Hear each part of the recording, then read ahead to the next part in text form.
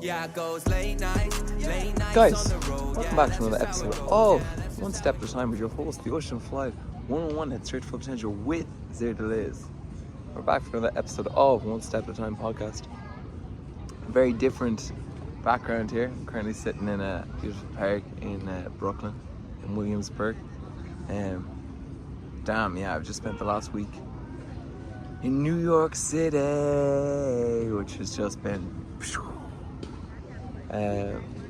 this episode is just lessons from New York, lessons learned in New York. So much has happened, so much in a short period of time. Like I've always had a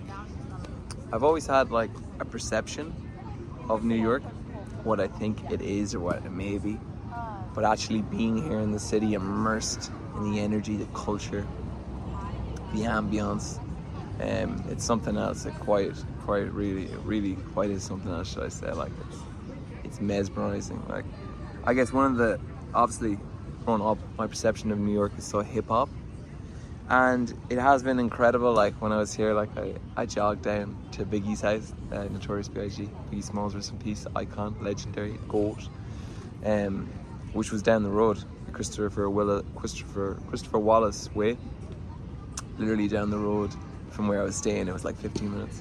And it was funny because I jogged down there, and the first 5 minutes was grand. Then there was a couple blocks that were like, right, gotta keep my wits about me here. Like just be careful, like like not fearful, but like just have your wits about you. And then that was cool seeing Biggie's house and whatnot. To be honest, I thought there'd be more there, but there really wasn't. Obviously there's a mural that was incredible. It's named after him. That's beautiful and iconic. It was outside his building. That was wonderful. But again, I was hoping like there might be a little bit more. But it was okay. Well, something I did do, which was really cool, was I literally stood where he would sell narcotics once upon a time. But I stood there like on the block, and like I imagined what he saw as a kid, or 17, 18, 19 or whatever, what his perception of his world was versus what it was going to become, or what maybe he was even dreaming that it was going to become. So that was quite something. And it means so much to me because I was such a huge, big Biggie fan, great Biggie fan.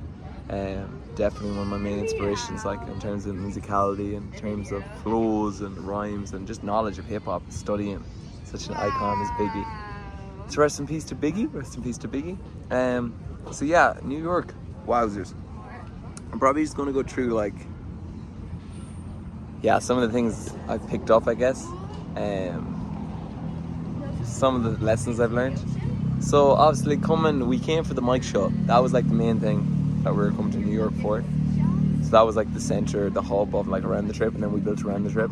And the four of us went, me, Double P Master, my boy Nate, and shout out PDF, aka Pitch. So yeah, it was the four of us. We went to Iceland. Man, we traveled to fucking Iceland. Oh my god, we were 22 hours traveling. I know what you're thinking. Why on earth were you 22 hours traveling? Guys, we learned our lesson. We left at 7 a.m. Altogether it was like 22 hours traveling, which it didn't feel like that. And to be honest, I wasn't complaining, because when I'm traveling, like, I would say I'm a quite easygoing person. I don't get too bothered. I don't get too excited. I kind of, if I'm in a group, I usually let everyone else do the planning and stuff. If anyone needs my help or they need me to take charge, I don't mind doing it, but I usually just let whoever. So yeah, we got the plane from Dublin to Iceland, and then Iceland to New York, and then we were fucking out in Stewart, and there was a bloody storm happening. There was a fucking storm happening the day we came in, which low-key I loved, because I was like, oh yeah, fuck it, this is such a vibe. But it was wrecked. Got into Stewart, but the great thing about Stewart is, while only 2 flights a day go out there, you're upstate New York, so you get to see all upstate New York, which is a dream, because like that's part of New York no one really ever sees, I guess, if you're just touristing and stuff. So that's how we came in, and then yeah, it took so long though, because it was a storm. The traffic was bananas coming into New York. Was it around Yonkers? It would have been around the Bronx, I think we came in. Mad, so I've been through the Bronx, yeah. So that's the way we came in, but yeah, it was quite something. Anyways, eventually got in, and sure, didn't we get out at Times Square? Me and Nathan got out at Times Square, like out of our Uber or whatever, and then we got the subway down. So it was so funny bringing like big bags down the subway. But yeah, the first day, man, so much happened. I'm gonna have to fucking try and remember literally everything that happened. A vast amount of things happened. It's such an electric city. Like being here has really opened my eyes to like the possibility.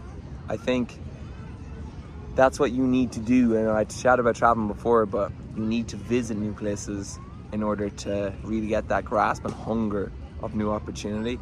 Be it business opportunity, be it memories, be it food. You really got to submerge yourself in new locations and new areas to really get a grasp of the other like perspectives in life. The other opportunities, the chances that like you can just grasp at, but you didn't know existed. Because like, sure, I've had a perception of New York and what it represents and whatnot, but at the same time, I didn't actually know what the city was like. So being here gives you like, how long were we here? We're only here for a week, but the electricity, non-stop. And it's almost like the electricity of New York. It's like, it's addictive. The chance of like something new happening at any given second, like what's around the corner, new horizons.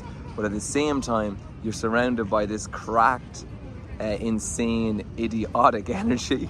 At any given second, like there's someone doing drugs in the corner. It's just insane. Like it's just everywhere. Like or the fucking rats, man. They're bloody rats. There's rats everywhere in the city. They bloody run the city. So I guess he's balancing that, and how just expensive it is too. Like it's just, and you kind of you don't get used to how expensive it is, but like the first day or two you're like how much?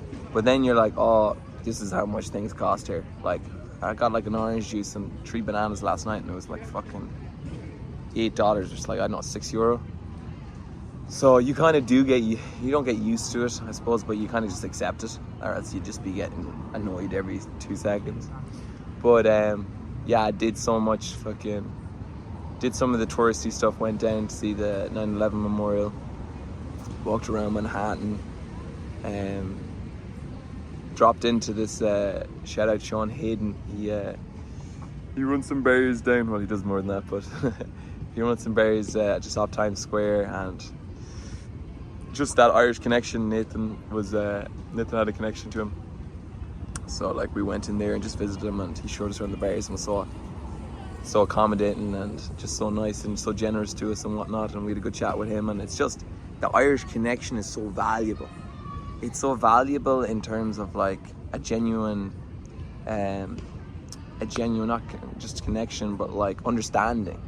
It's like an understanding of like, oh yeah, you get it, and that was it. It's really nice, man. It's like, I was saying to my friend Jack, we were staying with my friend Jack, it's like a superpower low key here. I don't know if it's like that in other places in America, but it feels like low key, like being Irish is like low key, like a superpower. And even Finn was saying it, it's like, what a gift it is to be able to walk in one of the biggest cities in the world, 8 million people, and there's an Irish pub around the corner. Every like corner there's an Irish pub, and being able to drop home for 10, 15, 20 minutes. That's something special. Like, how many other cultures have that at their fingertips? Have that accessibility where they can just drop home for 20 minutes, half an hour, meet some people from home, and then bounce back out again on their adventures. So that was amazing. Also meeting Sean, being inspired, you know, because you see someone else Irish accomplish like something huge from a small place, because he's from Longford, and it plants the seed of belief, the seed of, yes, determination is rewarded, hard work is rewarded, a clear focused plan with some fucking banging determination, and you can accomplish anything in this world. So shout out Sean for that. It was a pleasure meeting him. Yeah, what else? Damn, recorded a song down in Brooklyn, just off was it Jefferson Street or whatever. Shout out our friend Ben, lovely guy. Met Ben a couple of years ago with Finn in London, and we stayed in touch and just become a very good friend over the last couple of years. Again, just so accommodating. Brought us down to this studio, played pool, made some music, like just so kind and generous with his time and the studio and whatnot. And me and Finn recorded a song. So Finn, to picture it. Me, Nathan, Finn went down to the studio down in Brooklyn. I think it's off Jefferson Street or whatnot, and Finn was cooking up. I was playing pool, and Finn was cooking up, and I was like, I might have something for that. Now my pen isn't 100% sharp. Big lesson, you need to keep the pen sharp at any given time. Hip-hop is a sport. You need to be trained, practiced, ready to go at any given second. So that was a nice little wake-up call. Like, Martin, doesn't matter if the pen game has been there. If you're not doing it every day, it's not going to be sharp. It's not going to be potent. So that's important. I just like, it was like a key thing. I was like, okay, need to keep that pen potent, and also just the inspiration of the city. But anyways, we're in the studio. Finn's cooking up a jam, and I'm like, oh, I got something. I was thinking, because I was, you know, when you haven't been in the studio in a while, you get a little nervous writing and doing it in front of everyone. So I was kind of outside, like kind of walking around, just cooking up something. Dropped a verse. I liked the verse. It wasn't, look guys, I'll be honest with you, it wasn't an amazing verse, but I dropped the verse. We made the song, it sounded dope, it did come together really well, so that was beautiful. Shout out Will, the engineer, what a great guy. Shout out Will, man.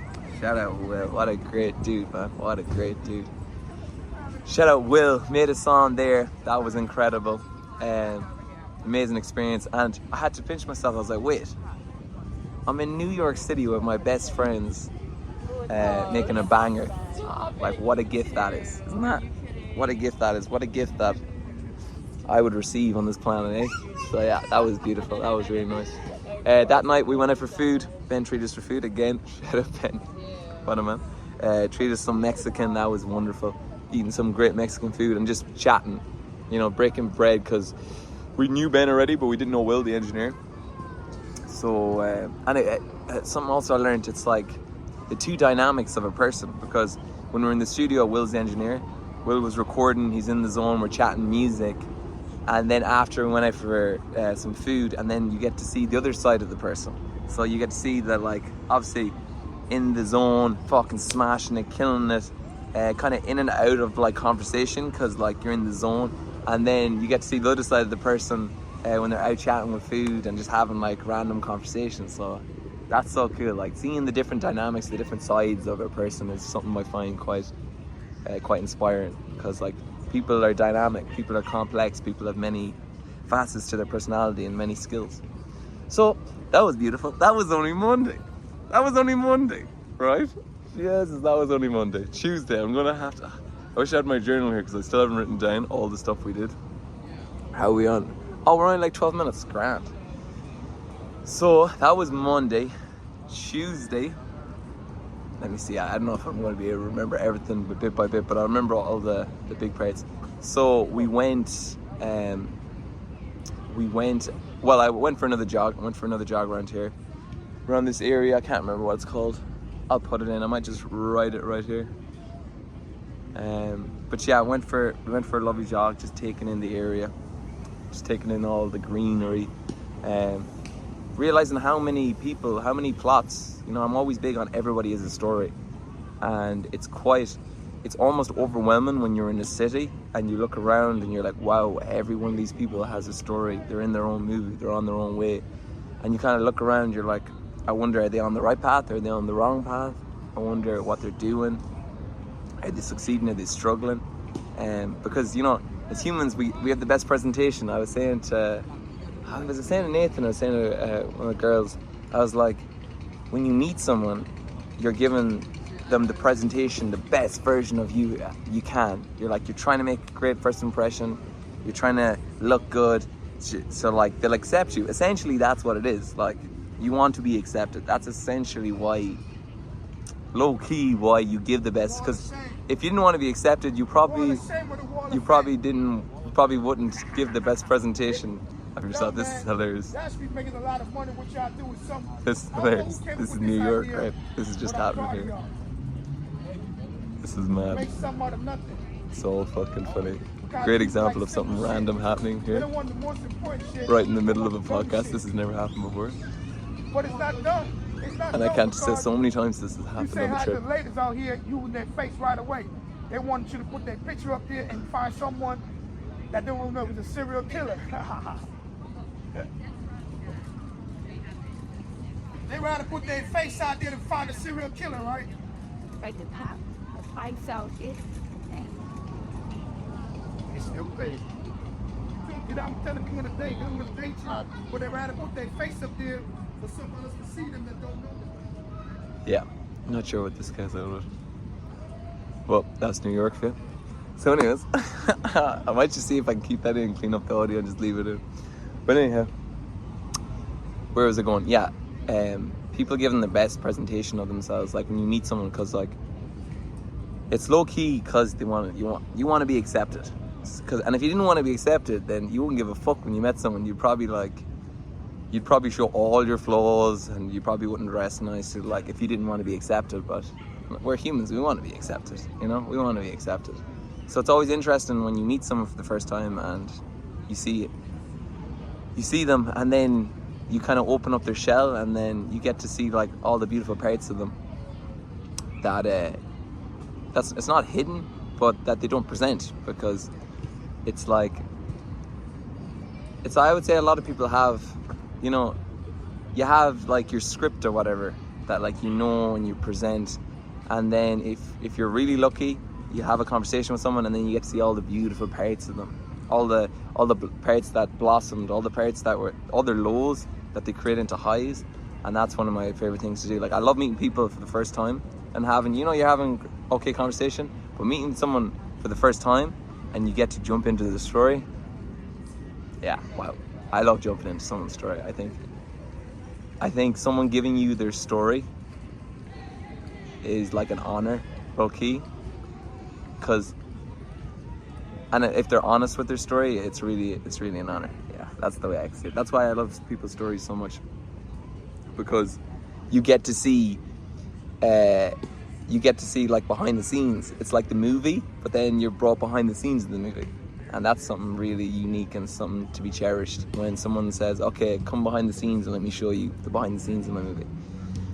So that's pretty cool. So that happened a good bit, just meeting people and getting to know their stories. And like, even one night we went out for Indian, had a lovely Indian, it was beautiful. Poor old Nathan was so full after it. Went out for Indian, and then I was just standing outside stretching because my legs were so sore with all the fucking walking, which was great for exercise. Phenomenal. I'm youthful, I'm handsome, I'm flexible, but still my legs were sore.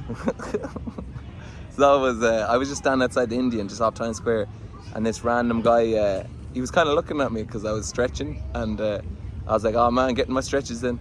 And he started laughing. I was like, "You smoking on the sticky icky?" I said to him, and he's like, "Yeah man, I'm chilling out." And then just a conversation started, and we started chatting, and he was saying how he's just like, has a family and stuff, and we get into a story a little bit, and the conversation just sparks.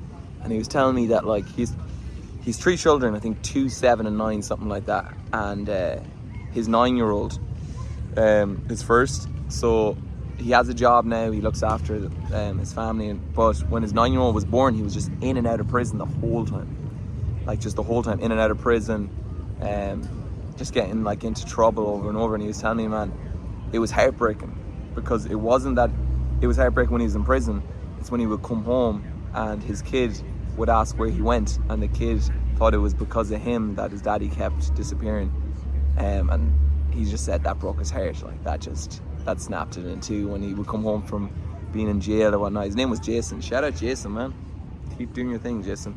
He said he'd come home after spending maybe a month in prison or jail or whatever it is here, and that's a lifetime. At the time the kid, I think, was like 3 or 4, and he's like, "Daddy, why did you leave me? Is it because I did something wrong or something like that?" And he said that just broke his heart. So he kind of cleaned up his act after that, and yeah, man, it just fucking taught me people change. You know, it's hard to change, it's not easy, but sometimes it takes a certain event or a certain responsibility to enter your life and kind of wake you up and go, "No, I need to change now. I can't keep waiting around. I can't keep putting it off. Now I need to change." And taking that by the scruff of its neck and fucking doing it, because it's not easy to change. It's fucking difficult. It's so difficult. It's so difficult to rewire this machine. It can be done with consistency, so much hard work and consistency, but it's not easy. Why do you think so many people find it hard to change? Because they can't fucking rewire their brains. Because it takes a lot of work. It takes, you know, everyone, we have our jobs and all these responsibilities that are hard. And we figure a way to do it. And it's the same with trying to rewire your brain and your soul and whatnot to the correct alignment, I guess. But it's not easy. It's not easy. But, so I was just listening to his story and thinking, man, so much respect for him. He was just on to paint the picture. We're just off down like one of the side roads, one of the avenues or whatever, streets. He's just sat on the steps there smoking his spliffy and drinking a Dr. Pepper. And yeah, man, just had so much respect, and seeing someone in front of your eyes and how much it meant to him that he changed. And he was still saying, man, some days when some days my boss be getting to me, like I'd be arguing with my girl, the kids are crying, I just want to run. I just want to fucking run away. I don't want to deal with this shit anymore. I want to quit my job and just fuck out of here. Because it does, he said it crosses my mind, but I would never do that because I love my family. And you know what he said to me? It's all worth it no matter what happens. When he puts his kids to bed at night and sees them there peaceful, he said it's all worth it, man. No matter what bullshit or what trials and tribulations, he said it's all worth it. So that was quite something. Damn, man, that was quite something. So yeah, that was Jason. Shout out Jason. Shout out Rob. Shout out Rob, the guy. But on the way over, got chatting to a guy just sat beside me on the plane. I love a guy called Rob, and this was another one. Oh God, there's so many lessons, and I don't know how much time I have. Where are we here? 21 minutes. So, sorry, I'm gonna try not speed run it, but I have my flight at like an hour or something, so I'm gonna do my best. Anyways, right, so on the way over, I was on the plane, and this guy called Rob this is Iceland to New York sits beside me. We kind of say one or two words back and forth, not much. And then I got some Pringles and a sandwich, and I offered him some Pringles. I was like, oh, hey man, do you just want a Pringle? It's a nice gesture, why not? I have plenty more Pringles. And he was like, oh, no, you're all good. He was English.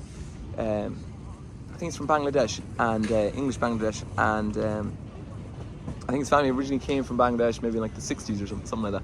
But anyway, and he's like, oh, you might like these though, some samosas. And I was like, what are samosas? And he was like, you know what samosas are. And I was like, I don't think I do. And he was like, Indian food samosa. I was like, samosas, I do know what samosas. So he hands me these samosas anyways in like homemade samosas. And at first, like, my belly was like, oh, I don't know if I'm going to be able to handle this. And I was like, wait, no, they're probably absolutely gorgeous. Started having them. Gorgeous. Homemade potato and spices. Anyways, me and my boy Rob ended up having a great conversation. Starts telling me all about his fucking life. His parents used to run an Indian. Oh, that's New York. New York don't ever quiet down. His parents used to run an Indian. Such a tap place, man, so tapped. Parents used to run an Indian, and they sold it off, but grew up cooking, and his mother had made some homemade food for the trip. But get this, right? So he was working like as a forklift driver like 3 years ago, and then in the last 2 years he got a new sales job, and since he's got that, like, he's been doing really well for himself, engaged. And get this, right? I asked him, did he like his job? And he was like, you know what, man? I'll be honest. Sometimes, no, I hate it. Sometimes I absolutely hate it. But when I get to do moments like this, it's all worth it. And I was like, oh, what do you mean? He's like, well, I'm actually treating my whole family to a trip to New York for a week, and then Toronto, I think it's for a week. And he said, man, that just means so much to me, the fact that I can treat my family. And man, it wasn't a small family. It was him, his mother, his father, and his 2 sisters, I think. And he's treating them all to a trip, and he said, covered everything at the hotel. He had a discount because of work, I think, or something. The flights, the food, like, and he's like, it meant so much to him, man. Like, he just said, I love my family so much. I really do love my family. Like, they mean everything to me. Family is everything.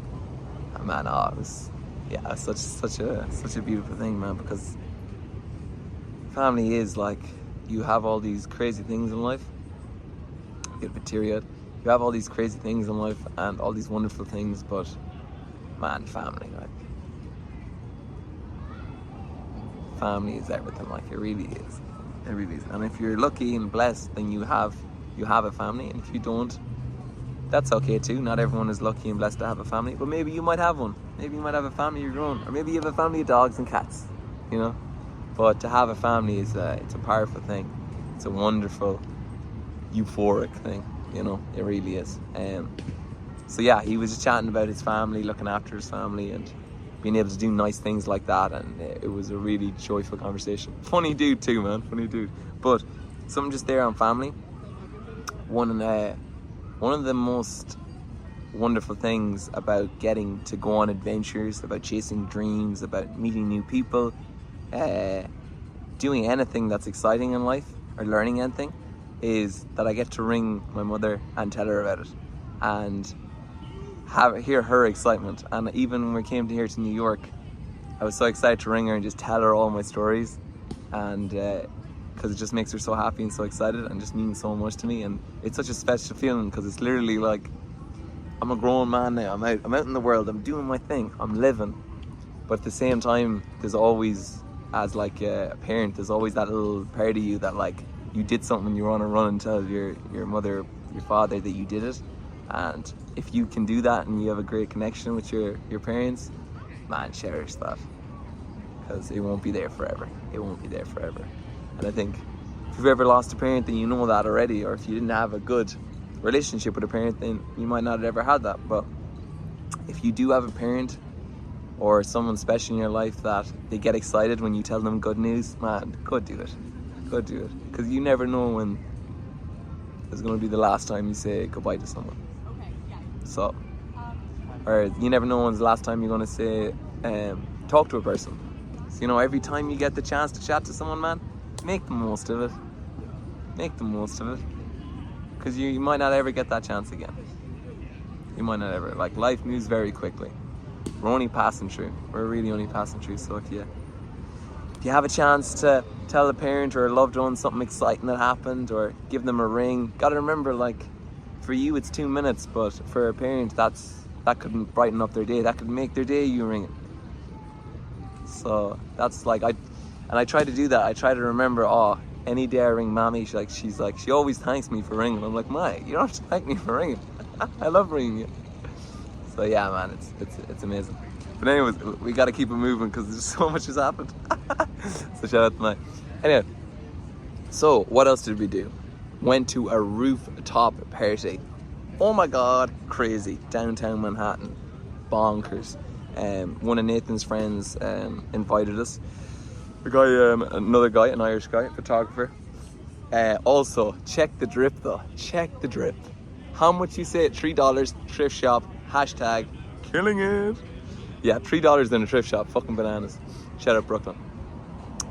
Went to a rooftop party in downtown Manhattan. I think it was. I'm butchering the names of places. I should know all the streets and stuff though. 154 on Avenue, but I don't. But anyways, fucking turned up looking dripped out. Not even gonna lie to you, I was feeling the swag. Turned up anyways. Me and Nathan go in 5-star hotel. Never been in a 5-star. Oh wait, no, that's a lie. I've been in a 5-star hotel, but never been in a 5-star hotel like to do anything. So anyways, we got there, got the elevator up. Fucking someone else, just because you need a tag or carried or whatever. That's how we got up. Got up to like the 17th floor. Didn't know where it was. Shout out my boy Andrew. We met this guy called Andrew who was also looking for where the party was. And as soon as I seen him, I just clicked with him. We just joked straight away because we were on the 17th floor and it was all these weird windows and mirrors. It was really different. Never been in a place like that before. And he was wondering where the party was too. And he looked so familiar. He looked like a guy called Patrick, I know. And he looked so familiar that I just clicked on him straight away. Ginger too, just like Patrick. And I was like, whoa, the canningness, the resemblance was crazy. And Patrick's a fucking legend too. Patrick's a legend. Actually, yeah, shout out Patrick, man. I hope you're doing well. I think he's what was he doing now? He's a physio. Shout out Patrick, man. Yeah, fucking messaged him out the blue one time and he hit me back with this in-depth thing for physio. Lovely guy. Shout out Patrick. Anyway, so then go to the top of the party. And again, crazy fucking rooftop party, all in New York, lights shining. Wow. Me, Nathan, and Finiza. Didn't do anything crazy at the party. It was a vibe. Don't get me wrong, it was a vibe. Didn't do anything crazy at the party just because we were a bit tired, I think, and whatnot. But yeah, it was a vibe. Looking at New York and thinking, damn, hey, how are you? We're here. So that was amazing. Just looking at the views, met a girl called Sasha, lovely girl from Russia. Shout out Sasha, man. Lovely girl. Shout out my boy Andrew. I didn't get his Insta, but it's alright. I might bump into him again in the future. Another couple other people. Did a bit of dancing on the fucking dance floor with the New York horizons in the background. Crazy. Hey, crazy. Spectacular. That was amazing. Then after that, actually just a lesson from that. Looking around and realizing the people you connect with and don't connect with. Because I wasn't sure what the vibes was going to be, and I was like, it's going to be one of the parties where no one wants to dance and stuff, but realizing people are so different, but the similarities again. Everyone has so many similarities.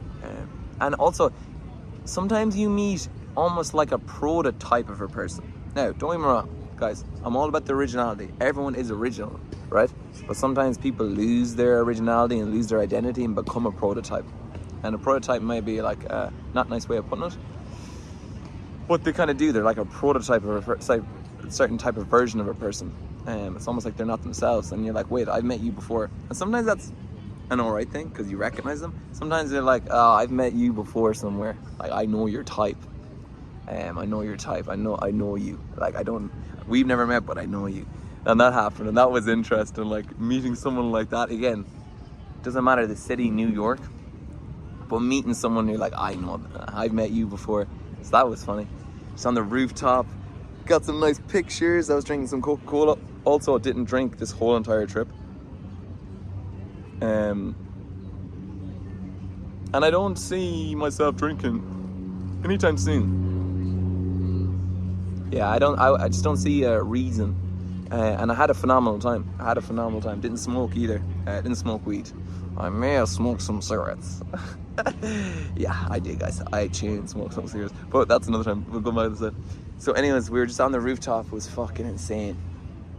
And again, me, Finn, and Nathan standing on a rooftop in New York City, looking over the horizon, thinking anything is possible.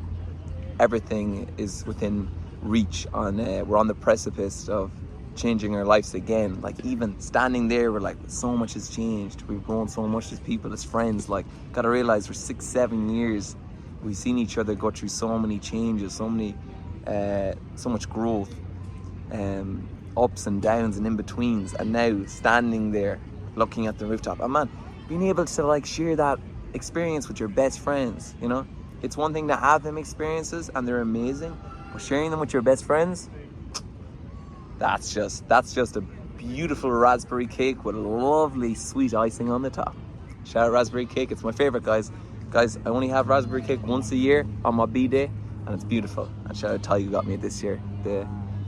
I love raspberry cake, it's my favorite. So anyways, the rooftop was insane. Spectacular. Did the rooftop, went to a couple diners, me and Nathan. Again, food, man. So hard to eat healthy here. That's probably one of the most difficult things this week. I was eating my bananas, but it was hard to eat healthy. It really was. I'd be lying to you if I told you any different. So yeah, I went to some diners, did the whole American thing. That was great. It was great to spend time with Paige too. Beautiful girl. Shout out Paige, doing your thing. So yeah, fucking, it was just a vibe, just a real vibe. So we did that. What else did we do? We went to Central Park. That was Liddy Committee. We had the mic gig. Damn. Wow. Insane. We went to the mic. So as I said previously, Mike was the main reason we went, and then we built everything around it. And for anyone who doesn't know, I'm a very big Mike fan, and I'm very excited when I get him on the podcast.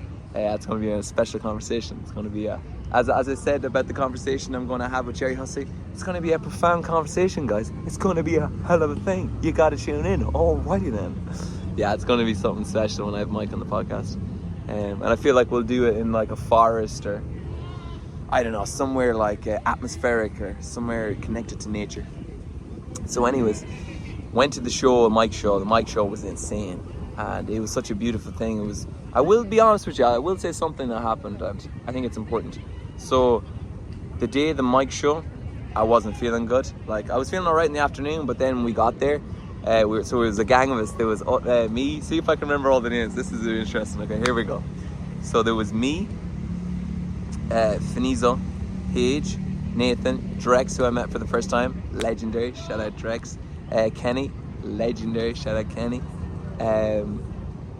Who else we got? We got, okay, I'm struggling here. We got Rachel, we got Lauren, we got Colin, we got, who else? Am I forgetting anyone there now? That was our original group, I think. I think I got everyone there. I'm pretty sure I did. Yeah, we'll add in a few names if I forget anyone. But meeting them, so I'd met them 2 days previously, so Finn knows Drex and gone on tour with Drex and Kenny and whatnot, but I'd never met them before. I chatted to Kenny. Shout out my boy Kenny though, real one, crazy. Shout out Kenny, man. I chatted to him twice on the phone before, and we had great conversations. So to meet him for the first time was amazing, and Drex and Colin, like they're like a clique, a gang. Great musicians, great artists, great guys, you know. So meeting them was wonderful because I'd heard so much about them. I'd met them a couple of nights previously when I dropped in the pub and said hello and whatnot, and that was amazing meeting them for the first time, because Finn's, like, I would have spoken to Drex on the phone, but I'd never met them in person, and because Finn is so cool with them and work a lot and whatnot, he knows them so well, so we'd always have this, Finn had chatted to them about me, and then Finn had chat to me about Drex and whatnot, so, and Kenny and the lads and whatnot, so to meet them was a special thing. Yeah, it meant a lot, really meant a lot. So yeah, but anyways, wasn't feeling too good the day of the kind of evening of the show. We went on a pub crawl, I wasn't drinking. I got some Marlboro Lights, but I wasn't feeling good, thus I was smoking. But anyways, guys, you know, if you've listened to this podcast, I tell you all the time, I'm usually a bit stressed when I'm talking. It's a clear tell. And I have no problem admitting that, like, well, as most people with their voices sometimes, you know. But anyways, so I wasn't feeling good. I was feeling off. I was feeling really off, and it was because, this is actually the interesting one. We were at the beer crawl, and I'm very confident in how I present myself and who I am as a person. But we were in one of the pubs, and for some reason I felt the judgment of maybe how I was dressed, but here's the why I felt it, because I never feel that at all, because I'm so like just who I am. But I'll tell you the reason I felt it. It was like these group of lads reminded me of like Gal lads from where I'm from, and not like Gal culture, like a particular group of lads. And I straight away felt what I would have felt when I was younger. And damn, it might sound, how could something like that just enter your mind? But for some reason it did. I just looked around and I was like, wait, they're like the version of, and this is my own mind creating this, because it didn't say anything to me or anything, and like, it was just my own mind creating this perception, this alternate reality that I convinced myself of, oh, they're probably judging me now, or thinking I'm a certain type of person or whatever without knowing me. And it just hurt my feelings. And I just created this whole thing in my head. So that kind of put me like in a weird headspace. And then other things that like have been happening across the week, that nothing mad, but just little stresses here and there. So that was enough to trigger me feeling down. Now that might sound like, how might it sound? I don't know. It might sound confusing or questionable, like how could you let something like that? But it's because it was something from when I was younger, something that I connected emotion to when I was younger. Maybe getting that judgment from like a certain group of people that kind of, I was like, wait, that still sits there somewhere in the soul that I haven't let go of. So I was feeling down. I was feeling super down, I won't lie. And we got to the venue, and I was acting chill, and I was like, right, I got to do something about this. So I felt like crying, but I wasn't gonna cry. So when everyone was at the merch stand, I just went to the toilet, I closed the door and I just closed my eyes and I went straight to my meditation of looking at the earth and facing directly on my inside. Because guys, often when you're in reality, walking through your days and you feel shit, you're kind of doing anything but want to go inward. It's all outward. You don't want to go inward because it doesn't feel good in there. But when you meditate and you're determined and consistent with it, you have this fearlessness. 50 talks about it in the 50th law with Robert Greene. Attack the fear and go ahead at it. The only way the fear controls you if you run away from the fear. The moment you turn around and face and run at it with grit, then it relinquishes its power. And that's what I did. I wasn't feeling good before the show. So picture we're in New York, we're in Brooklyn. We came here for the Mike show. It's incredible. Pier 17, around my best friends. But because of some intrusive thoughts, not feeling good within myself, I felt shit. So instead of letting it control me, I just went to the toilet in the venue, closed the door, closed my eyes, and for 5 minutes, just locked in. Closed my eyes, did my earth meditation, where I close my eyes and imagine earth and I'm nothing, and I just disintegrate into nothing. Then confront the feeling within inside me, and then remind myself of the reality. Because the reality is, I was in fucking New York with my best friends, about to see one of my favorite artists, about to make one of the most amazing memories of my life thus far. And then when I realized that and opened my eyes, I'm back. I'm back in reality. I'm out of here and I'm here. So that's what I did. And after that, I had a fucking great time. I had a phenomenal time. Got a fucking roll for myself. I got a hot dog, which low key, I don't know what was in that hot dog. I would imagine most people, I don't know if it's just me not being American, but it would come with chips or as fries. A bag of crisps. It comes with a bag of crisps. The sausage roll or the hot dog came with a bag of crisps. I was none too impressed. I must have paid about $16 for the fucking thing. But it didn't matter at the same time. Got my food. The other guys were chilling. I just sat beside. There was a guy beside me called Dave. Got chatting to him. I was like, oh man, are you a big Mike fan? And he was there by himself. And I just started chatting to him. He's just moved from Colorado by himself and kind of did the whole skiing thing. Now he's on the New York grind. And just chatted with him and just heard a little bit of his story. You know, I said before I love behind the scenes. Just heard a little bit of his story, and that was nice. The show. So many things. How are we for time? We're on 42 minutes. I'll keep it an hour. The show was huge. It was incredible. So if you want a context, Pier 17, it's like a venue, high up venue that overlooks Brooklyn. The lights were on, the music, the anticipation was building. I'm with my best friends. I'm with my probably soon to be best friends too, Drex and Kenny and all the gang, and Colin, shout out Colin. With all these beautiful people surrounded by beautiful, wholesome energy, because all the Mike fans, it's so well crafted, the type of personalities, the music, the message. So all these people are they're very on the one message, and the one message of be a nice person, be sound, be truthful, just be kind and enjoy the music, so that's like the energy of the place. It was just so wholesome. And Mike comes on and it was with Suspect, and it was so good. And because we're Mike fans, and shout out Paige for organising it. Go on, Paige. We know every song. We know every song in the catalogue. Shout out Kilmer too. Can't wait to get him on in a couple months. Met Kilmer, but we knew every song. And it was just so wholesome. It wasn't us looking at the artist. It was us at a party with the artist. And Mike just crafted that so well. And what song was it?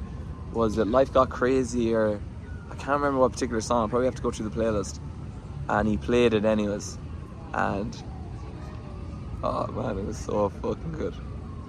It was so good. It was, the only way I could describe it was, the only time I felt that high of life was before, it was when I did the marathon and I was running over Tower Bridge, and just the levitation, and to do that be solely in reality, not have there's nothing wrong with drinking drugs, and I just spoke about before in moderation and whatnot, but it means a lot to me to be able to fully enjoy something, being just touch reality. So oh man, that was so, and the feeling of having your best friend, so So good, guys. So good. So good. It really is. Like, man. It just so means so much to me. Like, my friends are... And also, it's gonna suck because I meet so many wonderful people, and I'm gonna have to go to... It's pessimistic, I guess, but like, or realistic, like 50 years, and I'm gonna have to go to a ton of funerals because I fucking meet so many lovely people. But anyways, that was so good. What a moment. And then Paige's friends was there, shout out Paige's friends, and got to meet them. So that was beautiful. Yeah. And then had a special moment with a person afterwards. That was beautiful too. Yeah, it was already a great night. That made it a magical night then after that. So yeah, that was lovely. Wow. Got a little emotional there, guys. It's just because it means a lot to me. Ha ha ha ha. So anyways, that was quite something. Did Brooklyn Bridge, walked across Brooklyn Bridge in Maze, and had met this person I'd never met before, and had the most sweetest eye-opening conversation over Brooklyn Bridge. So much so that I didn't even look around. We just chatted for like an hour up and down the bridge, which was so fucking lovely. It was really lovely conversation. And now I'm always going to attach that memory to Brooklyn Bridge, having that beautiful conversation with the person, beautiful person on Brooklyn Bridge, which is quite something. Like it's quite something. It really was. Yeah. Shout out Brooklyn Bridge, man. Shout out Brooklyn Bridge. The magic of Brooklyn Bridge. Oh yeah, definitely gonna write a song about Brooklyn Bridge at some point. But yeah, that was special. That was really nice. That meant a lot. What else? Yeah, shout out my friend Jack, Williamsburg. Just been in Williamsburg. Such a great area. Now, probably another lesson of the city is having your wits about you. You know, not being scared or not even being scared or apprehensive. Just when you're in certain type of areas and cities, just especially in New York, just being aware, having your wits about you of where you were and how you carry yourself, and just having common sense. Like, common sense goes so far. It really does go so far. And one particular example, like we got off in Mercy Projects, where Jay is from. Not the kindest areas, I would say, but just knowing, right, straightforward, anything in front of us, just go around it and keep moving. You know, just mind your own business and keep moving. So that, just having your wits about you in the city and being aware. I know I use it a lot, but being aware of where you're at and what you're doing. And that's what I was saying about being glued to reality, because you can't really be in your own airy-fairy place, world too much here, because there's so much happening. You gotta be of your wits. You gotta be on your ground, on your toes. So yeah, that was Williamsburg, Mercy. Did the helicopter ride last night, which is a dream come true. Growing up, like I always say, it's important to live the dreams you had as a kid, so you could go back and tap them on the shoulder and tell them, yeah, we did it. And that inner child, it means a lot to them. And growing up watching Arnold Schwarzenegger movies, the helicopter, get to the chopper. Getting to go on a helicopter ride over New York was me going again. We did it, man. We did it. And wow, what an experience. Shout out Nathan, my good friend Nathan. We did it together. Shout out Hummingbird. Hey, bit of an old plug there for you. We did it over New York City. Shout out John, the pilot. Shout out the two people with us, Claudia and John Luigi, I think. They were Italian, working tennis. I will be seeing them at some point too. I don't know when I'm going to see you guys, but we shall cross paths. We will. We did it with them. Went out to New Jersey, got the helicopter over New York City. New York City. Damn, the views. Being in a helicopter, having the headset on, like you see in the movies. Oh, so fucking good, so good. Now there was another option to put your legs out. We didn't do that option. We did the one with the door closed. I think that was the best option. But yeah, that was insane. I know I'm forgetting stuff here. But that's just lessons I've picked up, man. Lessons I've picked up. I guess no matter where you go in the world, you find beautiful people. no matter where, no matter what scenario, there's always beautiful people everywhere you go. And you just gotta get good at spotting them. You gotta get good at spotting them. And I like to think I've gotten good at spotting them. I like to think. But it's a work in progress. Hey, it's always a work in progress. It's always a work in progress. But yeah, man, that kind of brings me where we at. 50 minutes. That's a good time. That brings my New York kind of episode to a close. New York, the city of dreams, the city that never sleeps. Go back now. We have I hope not a 20-hour. Go back now to the house, then off to we're off to Iceland, and then from Iceland back to Dublin. So that'll be exciting. And seen the Eiffel Tower. Forgot to fucking put that in. Seen the Eiffel Tower. Shout out Matt, the tour guide, good guy. Give me his number if ever. Oh man, I've been on a roll. I seen not the Eiffel Tower. Oh my god, are you serious? The Eiffel Tower, really? The Eiffel Tower, the fucking Statue of Liberty. I'm gonna leave that in just because it's fucking stupid and hilarious. Seen the Statue of Liberty on like the boat. We did it for all Nathan's back was a bit sore that day, but we did that, and that was incredible. But then about half an hour in, I was like, what else could I do here? And then I got chatting to the tour guide, Matt, lovely guy. Ended up saying, he was like, you seem like a good guy. If you ever want anything in New York, just here's my number and hit me up. So yeah, shout out Matt, man. Spent some time in Brazil, Matt, teaching English. Had been 10 years on the grizzle doing the tour guides. He's done all sorts of tours around New York, and now he's on the boat tours. So yeah, that was a wonderful experience.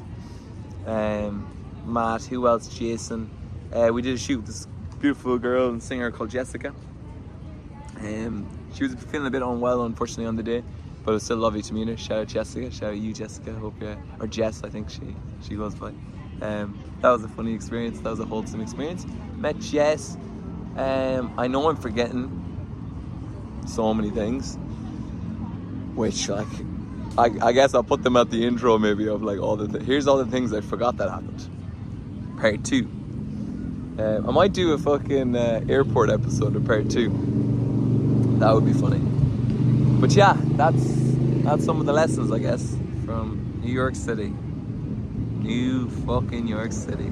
You gotta go. You gotta do it. You gotta do it. You gotta do it. Will I be back? Yes, most certainly. I will be back. I will be back. Yeah, I will be back. Guys, I hope you're doing well. I know I've been a bit inconsistent these weeks in the potties, but I have 3 lined up. I have this one, I have this one, I have the lovely Seifa, and I have the great what's the other one I have lined up? I can't remember. CV Rep. So I'm sitting on 3 podcasts, and then we'll go from there. Yeah, fucking shout out Dara from McSturley's. Shout out Richie, seeing Richie, that was lovely. And yeah, just man, abundance, blessed, lucky, alive, grateful. Not perfect. The week wasn't perfect. In fact, if I did this week when I was younger, I wouldn't have been able to enjoy it. But life is never perfect. You know, some shit things happened here while we were here in terms of little fires that I'm gonna have to put out. But at the same time, I thoroughly was able to enjoy it, and that's the difference between who I am now. I guess, yeah, that's the difference between the person I am now and the person I once was. No matter when I get curveballs, it doesn't take away, distract, or prohibit, should I say, me having a great time. I find ways of overcoming my struggles now, and I think that's the game changer. I think life doesn't stop throwing you struggles or curveballs.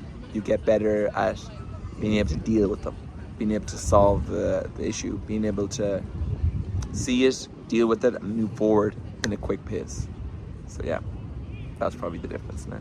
Guys, I've been your host, the Ocean Flight 111 at Straight for Potential with Zero Delays, and this has been another episode of One Step at a Time podcast. Don't have a good day. Have a great day. Yeah, it goes late nights on the road. Yeah, that's just how it goes. Yeah, that's just how it goes these days. I'ma try my best to make this flight, but if I don't wake up tomorrow, then the sun will still be. Yeah, it goes late nights on the road. Yeah, that's just how it goes. Yeah, that's just how it goes these days.